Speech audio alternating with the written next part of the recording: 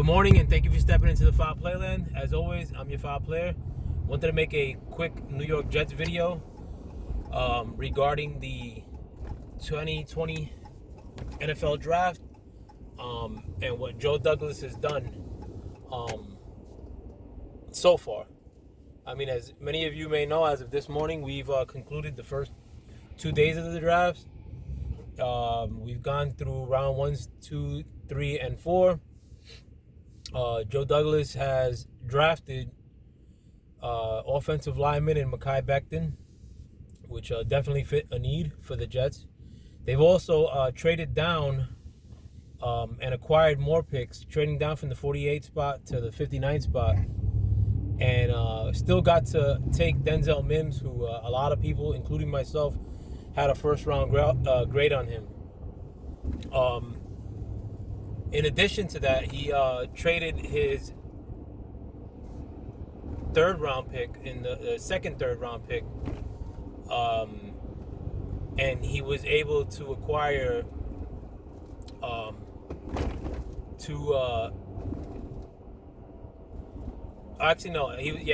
he was able to trade his third-round pick that we acquired for moving down to the 59th spot.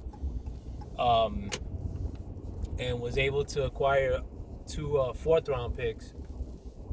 In addition to draft, and I may have that order messed up, but basically as of today, we have 3 fourth-round picks heading into the last day of the draft. We're picking in a pretty good spots in the 4th round, in the middle of the 4th round. But we also ended up drafting a free safety / cornerback / just a backfielder in Ashton Davis out of Cal. I looked at more tape of him last night, and I think he does have potential, but regardless, he still fits a need for the Jets if they move on from May or Jamal Adams this year. We also drafted Jabari Zuniga, the defensive end out of Florida. I wasn't too pumped about that pick because I thought there were better edge rushers still on the board, namely Curtis Weaver out of Boise State. But he does fit a need for the Jets. Maybe, since Curtis Weaver is still out there in the 4th round, the Jets could snag him in the 4th round. And we have 2 pass rushers. That could probably help us for next year. And I think a lot of the picks that Joe Douglas made, not only will they help us this year, like Mekhi Becton and Zuniga, but as far as picking Ashton Davis, I was scratching my head too. I didn't like the pick when it was first made. But next year, if we do move on from May, or if we do trade Jamal Adams, you have somebody who could somewhat assume that role and save us money in the process. You also, if you add another pass rusher or double down on the pass rush, who knows? Maybe we could. The fact that we only signed Jordan Jenkins for 1 year doesn't leave us scrambling.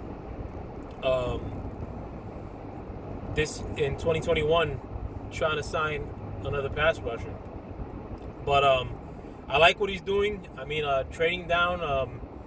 I think it's a good route to go. There's still so much talent left in the draft, like Curtis Weaver, Tyler Biadasz, Amik Robertson.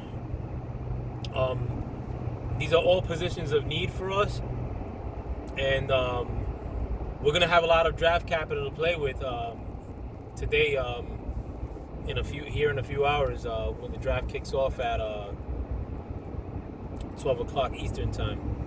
But I'm actually excited for what they're doing, and mostly is that a lot of these picks, they actually feel like they're hitting the mark. The one that probably hit the mark the least was Ashton Davis, and I did go back and look at the tape. I didn't look at a lot of tape of Ashton Davis. I thought he was a 4th-round prospect from the very little that I watched, but he does have a lot of potential. He's very shifty. He doesn't get tied up with a lot of with a lot of blockers in the backfield, or he gets to the positions that he needs to get to, so that he's able to make plays or assist on plays, which is the biggest thing you want from a safety. Zuniga does have talent. I like the fact that he's long. My one concern is that he spent so much time out due to injury. I think he played like 6 games last year. He was productive. He was productive against LSU. He is tested being in the SEC. But I don't know. I guess I have some sort of reprehensions with pass rushers out of Florida. The fact that there was other pass rushers on the board that I thought were better probably is what gives me some pause. But again, he fits a need, so I like it. A lot of these guys, we're not gonna make the playoffs next year. I think a lot of people are jumping the gun, but a lot of these guys are gonna be some of the best players on our team next year. Denzel Mims is our number 1 receiver next year, based on the personnel that we do have. Mekhi Becton is our best offensive lineman next year, based on the personnel that we do have. I know that a lot of these guys are boom or bust to some people, but the Jets' position players are lacking so bad that these guys, even though they're boom or bust, have a boom or bust potential, the moment they put on the uniform, are probably going to be the best within their respective units, whether that be offensive line, receivers, and edge rusher too. Let's see what day 3 brings. I'm gonna go home, wash my ass, and take a little walk, work out, and get ready for the conclusion of this NFL draft in 2020. I've had a lot of fun watching it, but the fun's not done yet. I just came home from work, and it's always my tradition to stay up on Saturday and finish this last day. So nothing's gonna change this year.